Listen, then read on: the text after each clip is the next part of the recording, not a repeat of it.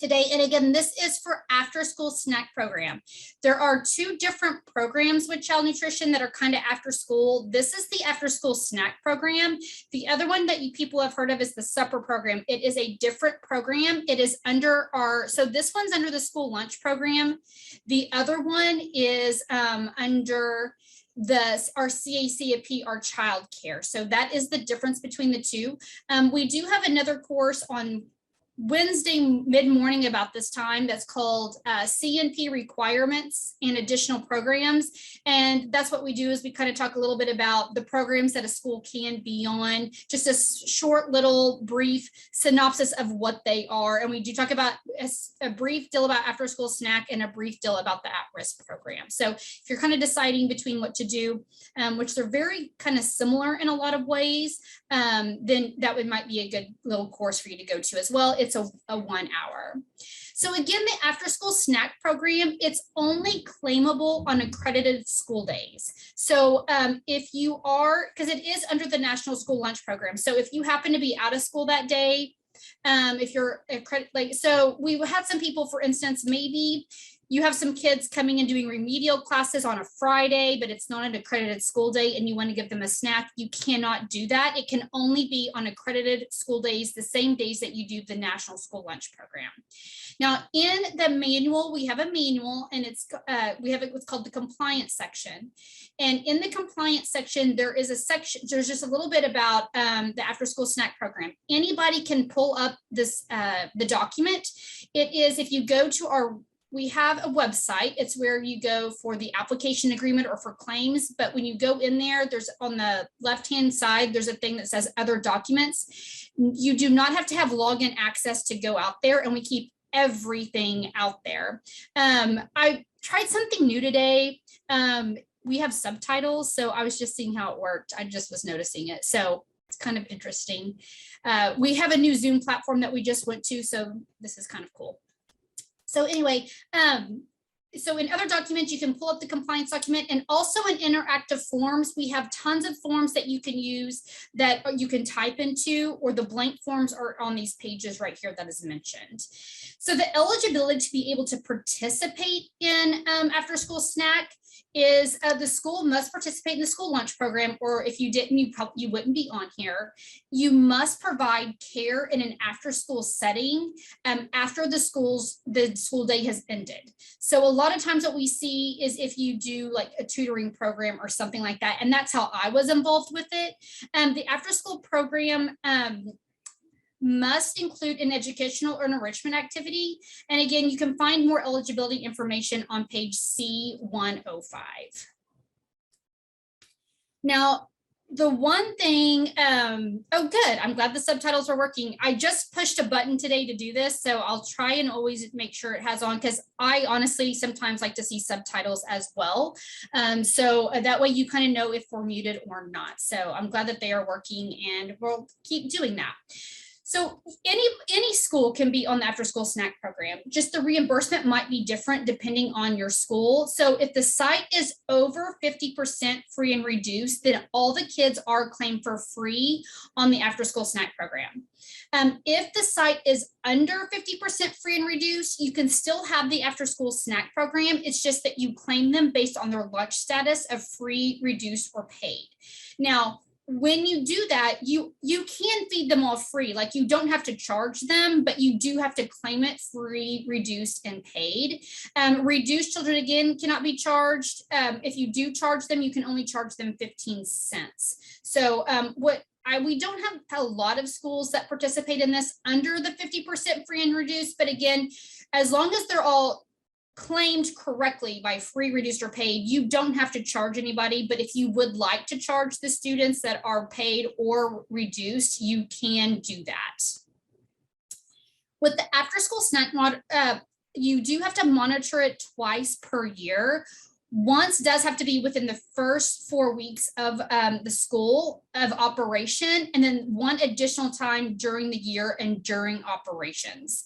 So, because sometimes what we see a lot with after school snack, like school's starting up in August, but you may not start at the after school program until September, and maybe you end it in April, just because you don't want to get into those half months, or maybe you don't do it at all in the month of December. As long as you monitor it within the first 4 weeks of operation and one additional time throughout the operations of the after school snack program. And this is what it looks like. It's just one little page of the monitoring, but again, it just has to be done twice per year and once within the first 4 weeks. Let's see, we have a good question. I was told our high school was okay to serve them free because our lower grades had a high enough percentage and were considered feeder schools.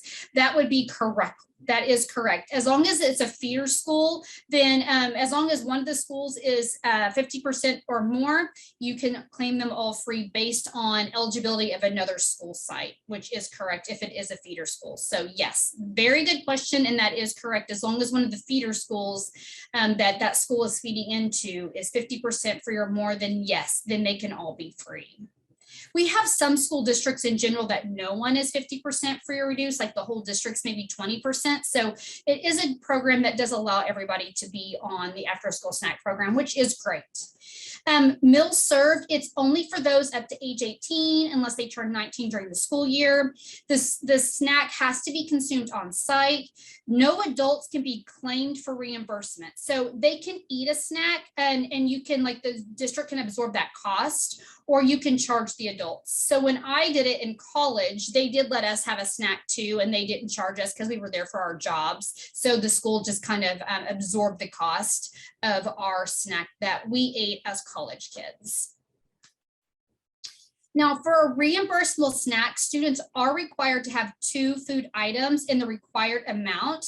You can give more than 2. I've seen sometimes where some people will give 3 items, because like maybe you always give a milk or you always give a juice, which you're not required to do. You just have to give 2 items.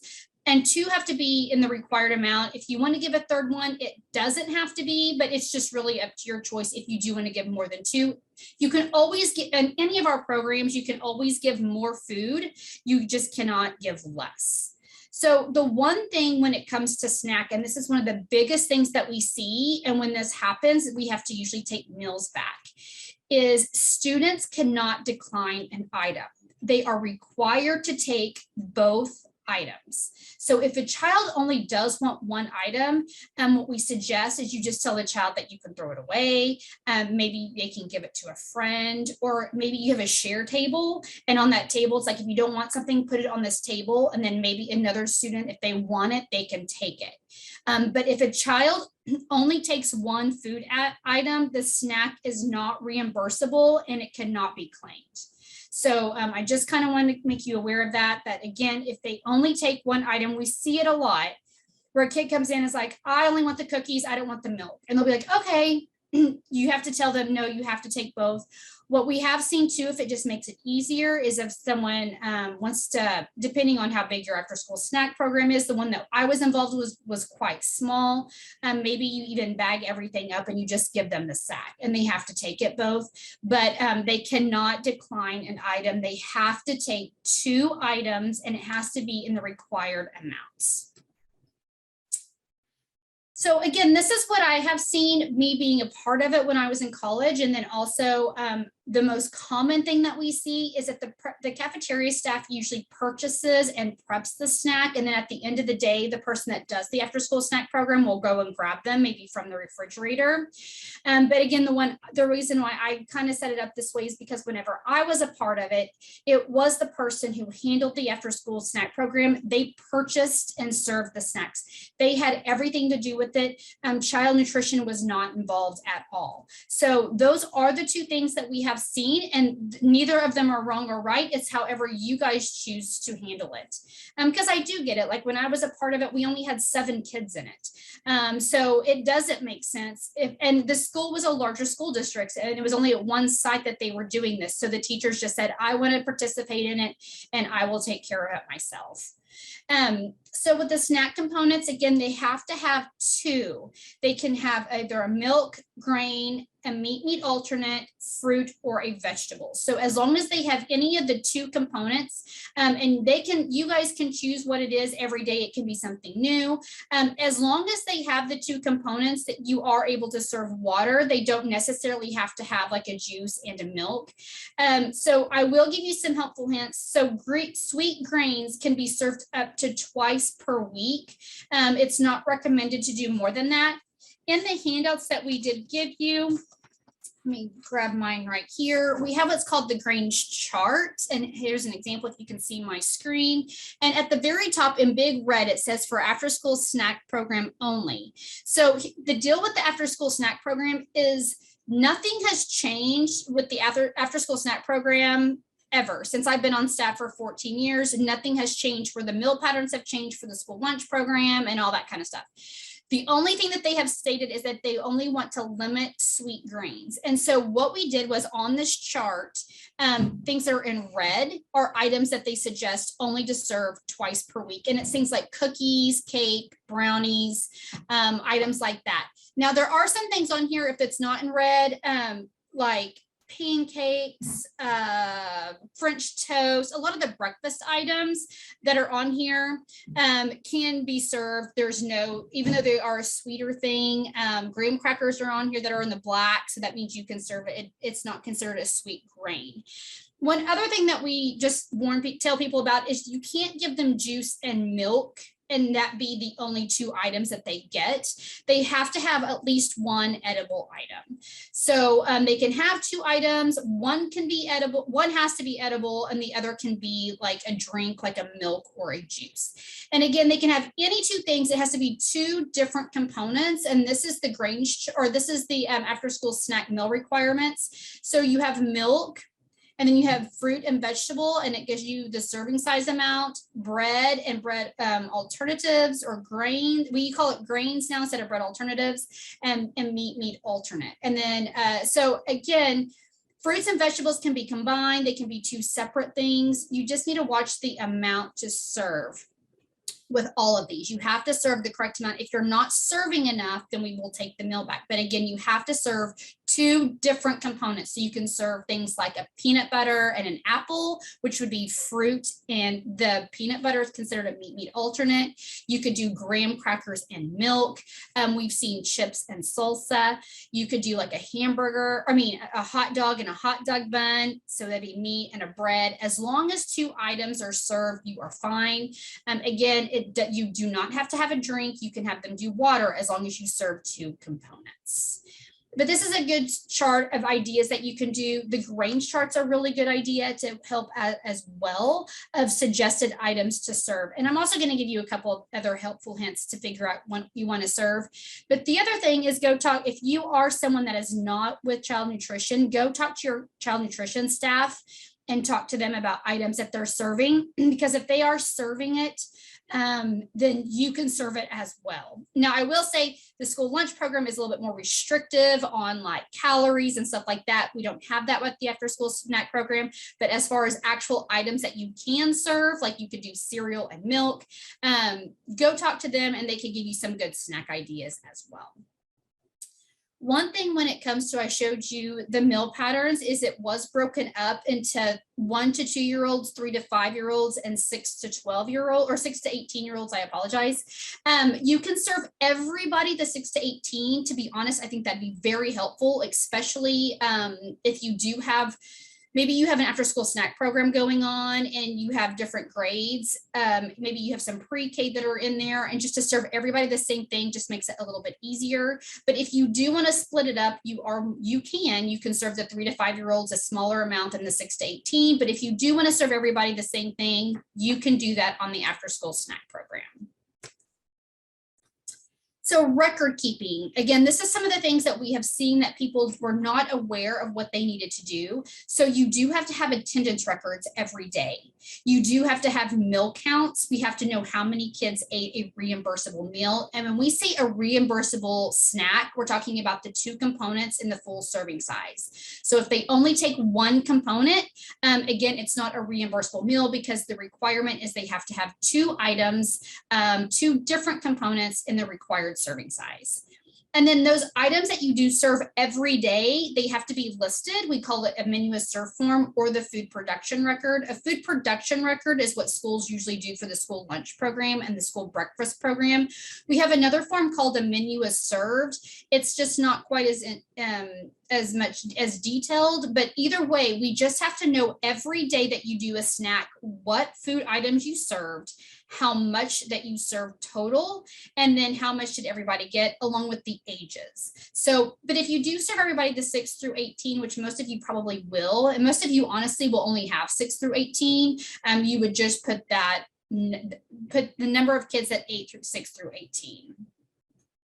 Now, this is attendance record. You can take attendance however you choose to do so. This is one that we have in our manual that you can use. Again, we also have this in Excel in our other documents. So if you want to, you can go ahead and type the names in there because people are usually enrolled. You have enrolled children. So you can type the names in, and then this is just the day of the week or the date, and then you can just mark if they were in attendance. Now when you mark, so you mark attendance as one thing that you do, and then you mark what we call meal counts, and you mark at the point of service.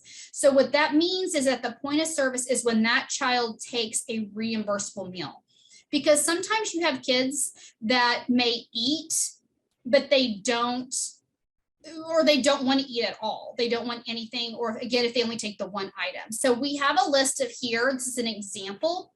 And I meant to kind of clean up my example after last week. I got sidetracked, but you have the name of the kids. And then in the first 2 through 5, this is just saying that they do this after school snack program 4 days a week. And this shows that they weren't in attendance, but what I tried to do was what I meant to do, and I thought that I did, is what we see sometimes is they'll do 1 slash for if they were in attendance, and then they'll do a 2nd slash if they took a reimbursable meal. So this would just indicate that everybody took a reimbursable meal because there was an X. So 1 slash if they're there in attendance, and another slash that they took a reimbursable meal. In columns 9 through 12, I broke this up to give examples of what we see or what you can do. So we also did this. So we told them to write a 1 or a 2. If they were there in attendance, they got marked as a 1 or a 2. 1 is stating that they only took 1 item, and 2 indicated that they took both. So that way we do know that Sam Gov on November 10th did not have a reimbursable meal, so that cannot be claimed. And the same with Dustin Brown on November 11th and 12th, only took 1 item, so it's not a reimbursable meal. They were in attendance, but they only took 1 item. So we know what meals to claim and what meals not to claim. And then here in November, here's another example of what they did is they put an X for being in attendance and that they took a reimbursable meal. They just circled the ones that did not take a reimbursable meal to know not to claim them. So you may have a child that is very like, I am not taking that 2nd item. You may have a child that's just like, I don't want anything. Maybe mom packs a snack for them. They don't want anything. You can't force a child to take a meal. If they refuse to take it, don't give it to them, just don't claim it. And these are some examples of what you can do on the meal count worksheet or on the attendance records to show the difference between them taking a meal and then not taking a meal. I am hoping at your school it's just very easy. Everybody just takes both. It's no complaint. It's just like in the first column, everybody took everything. But sometimes you may have a child that is very particular, and maybe you have some autism. I've seen that before at schools as well. Maybe a kid that's autistic, and it's just an issue. If they refuse something and you try and give it to them, it will create problems. So we don't want to do that. Just indicate on there that it was not a reimbursable meal, and we just will not claim that meal. And then this is also that, so you indicated that they ate, but this is your meal count worksheet. This is where you total for your month of how many meals that you claimed. Again, this is for the school that's over 50% eligible. So they're all free. And then you would use this in case you had to do it by category, free, reduced, and full price. But again, most of the time we're just going to see you use this column. This is just saying this is for November 1st, 15 meals. This is how many meals that they claim for the month, and you would keep this with your records. This is the information that we pull when we do a review. When we come out to do a review, we will look at after school snack program as well. So this is the information and the documentation that we need. And again, with the meal count reminder, both food items must be taken in order for it to be reimbursable.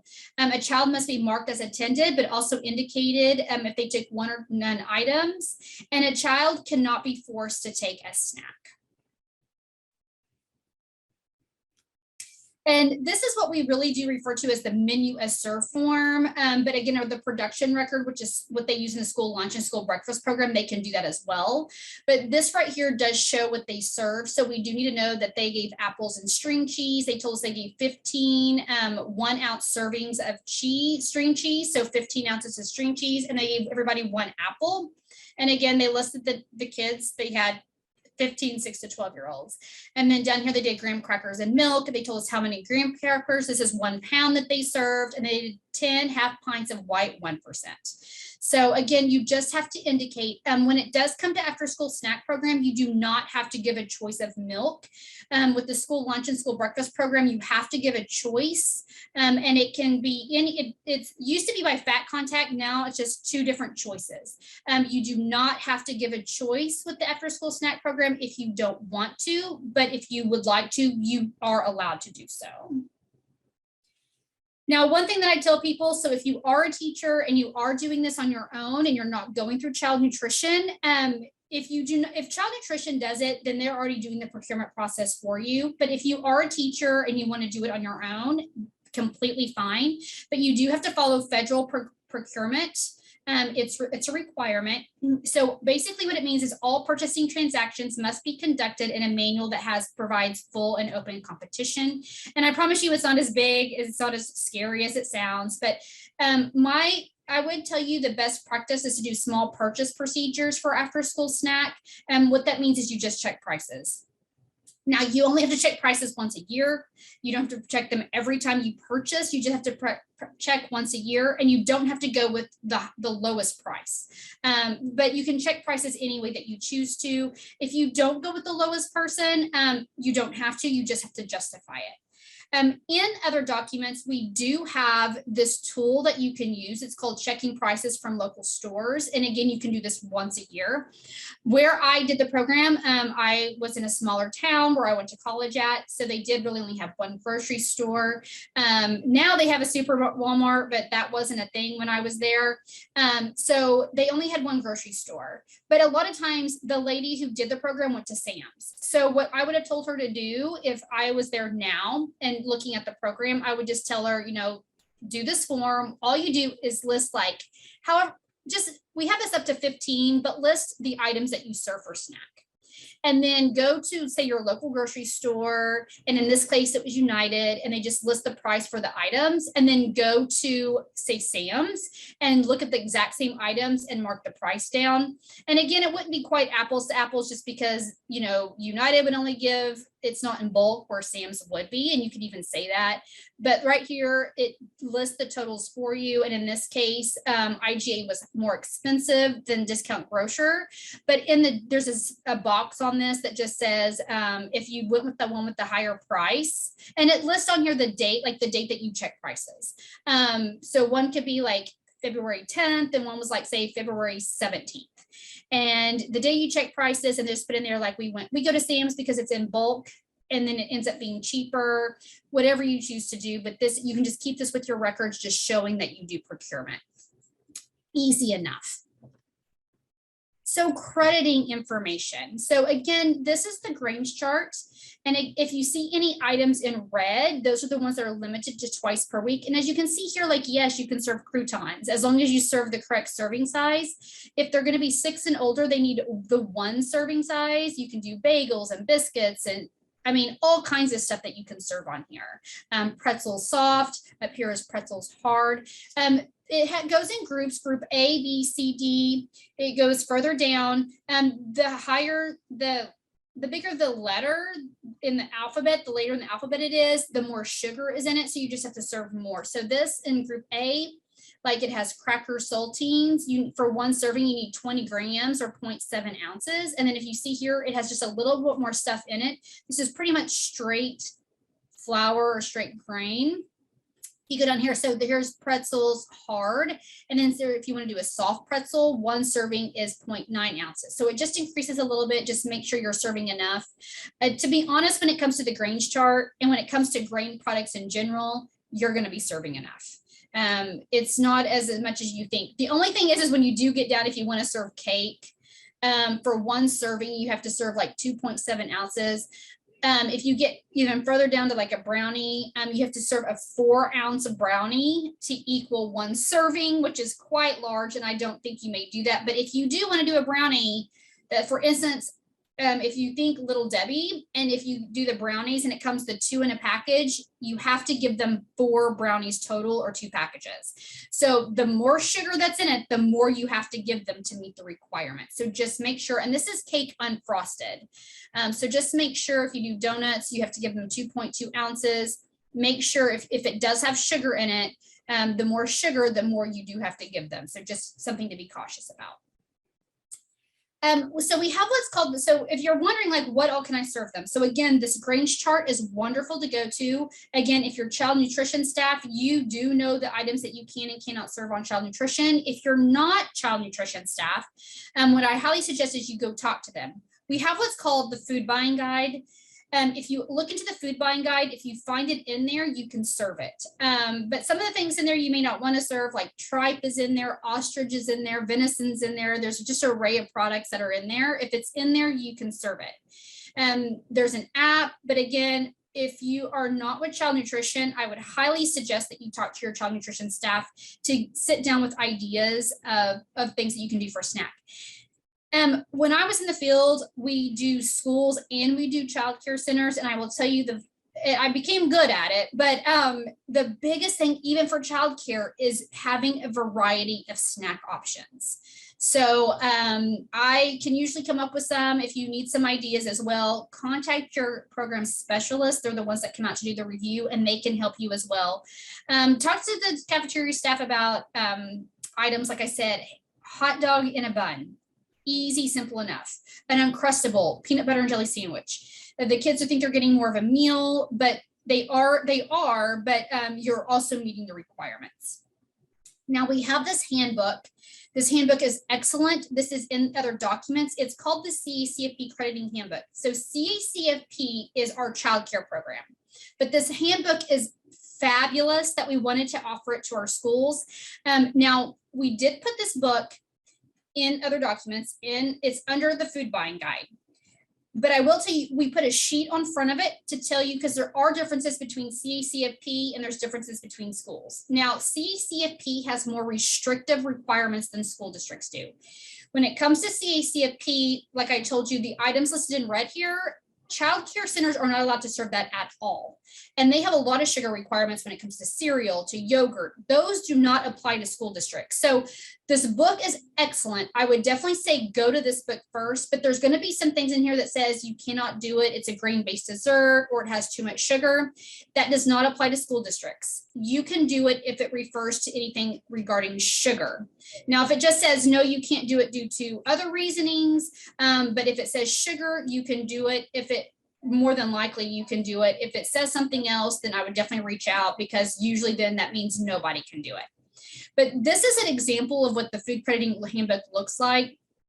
So as an example, let's say you want to do beef jerky. Can you serve beef jerky? And it says no. And it says beef jerky does not qualify for the meat alternate requirement. This is the meat alternate section. This is broken up in sections. So what if you want to do, say, a bologna sandwich? It says maybe. So it says it's creditable when it's free of byproducts, cereals, or extenders. And so if your school is serving bologna, they're serving a bologna that can be served. So talk to them about that, and maybe you could do some bologna sandwiches. So this is a really, really good example of the book, and I think it's much more helpful, especially if you're not with child, even if you're new with child nutrition. This book is so helpful on items that you can or cannot serve. So like pork rinds, it says no, but let's just say if you wanted to do refried beans, say you wanted to make your own bean burrito for snack, which you could do, but it says, can you do refried beans as a meat? And it says yes, and then it tells you where to go in the food buying guide, which is very helpful. Now I'm going to show you some things that are in this crediting handbook and things that are common that we see that people want to serve, but you can't serve. And this is one of them. You can't do anything potato or vegetable. So it's in the no category because it says the ingredients vary, but this does not count as a vegetable. So these are, if you can serve some types of chips, and these are the chips that you can serve. You just cannot serve anything that starts with a potato or any other vegetable. So you can do Doritos, Cheetos, corn chips, sun chips, and tortilla chips, because if it's corn, flour, or cornmeal. There is also no whole grain requirement for after school snacks. So if you serve something, it does not have to be whole grain. And my child nutrition folks know that you have to serve whole grain every day. It is not required on the after school snack program. You do not have to meet that requirement. And this is some examples if you want to do fruit. So an apple, it says a fourth of an apple equals a fourth of a cup. So if you do one medium-sized apple, it does equal 1 cup. Some things that we have seen that have gotten people into issues is if you serve a banana or an orange. So one average size banana is a half of a cup, and one average size orange, not a mandarin, but an average size orange is a half a cup as well. Now in the meal patterns for the 6 through 18, you have to serve 3/4 cup of fruit. So if you serve one banana or one orange, you're not serving enough. You could serve a juice with that if you'd want to meet the requirement, or you can serve 2 oranges or 1.5 oranges or 1.5 banana, but just make sure that you are serving the correct size. You may want to just go ahead and serve a juice with that. And I will talk about juice of something to be cautious with as well. So this is the crediting for meat alternate. So if you do want to do peanut butter, so at after school snack, the requirement is 1 ounce of meat alternate. So if you do want to serve peanut butter, you would need 2 tablespoons to equal that 1 ounce. You can do eggs. If you do just a half of a large egg, which I know sounds odd, is 1 ounce. You can do beans or peas, yogurt, and then cheese. And if you do yogurt, 4 ounces equal 1 ounce of cheese. 4 ounces of yogurt equal 1 ounce of meat alternate. And then if you do want to do anything, I don't think you'll really be doing anything raw and leafy, but a lot of times you may want to do dried fruit. So if you do dried fruit like cranberries, raisins, if you serve 1/4 of a cup, so a little box, it will actually equal 1/2 cup, because their thought is if you take a raisin, which is a grape, and you reconstitute it, it plumps it up. So it actually equals more than what you're giving them. It equals double than what you give them. And again, this was some common items that we have seen served at after school snack that did not meet requirements. Fruit snacks, that is nothing. It's just sugar. It doesn't meet for anything.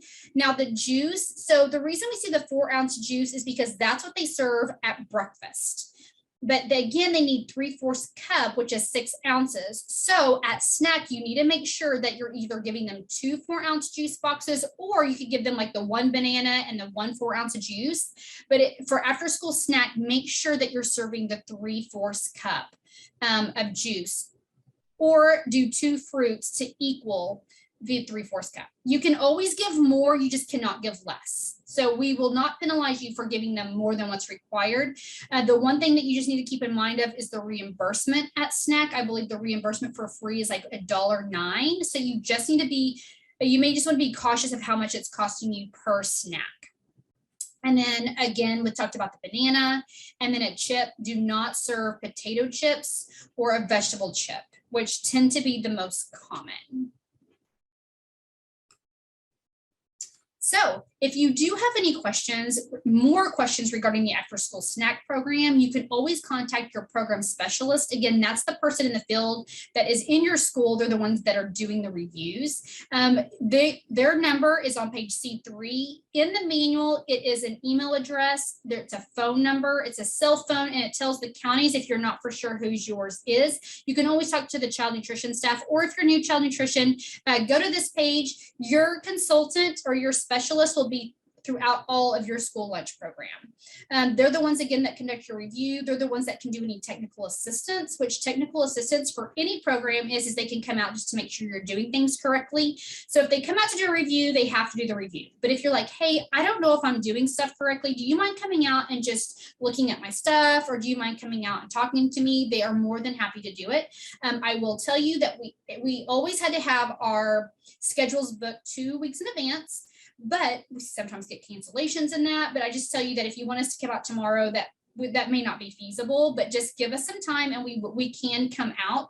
Again, they know the manual and they know all the rules, so definitely contact them. You can always call the office as well, but I will tell you that the office mostly handles your claim and your application and agreement. But some of us were in the field for a long time, so we can answer your questions as well. But sometimes people got confused about what we did in the office and what they do out in the field. So. And that is it. That was After School Snack. I hope that it helped out with the program. It gave you some more insight about the rules and the paperwork that's required. It's not a big program. It's a smaller one. There's not a whole lot of requirements, but what is required, we do have to have. Because like I said, a lot of times when we come out, they're not doing the paperwork or they're not giving the correct items to the kids, and it has caused overclaims, and we just don't want to see that happen. So we don't like taking money back. We want you to do it right so we don't have to take any money back. So that's it for today. You guys are done. I'm going to stick around for any questions if you have any. I hope you guys have a wonderful school year if I don't have you on any of the other trainings this week. And you guys have a very blessed day. And yesterday was great and cool. I heard it's warming up. So stay cool out there and have a great year. And again, I'm going to stay on in case you have any questions, but if not, you guys are free to go. Thank you.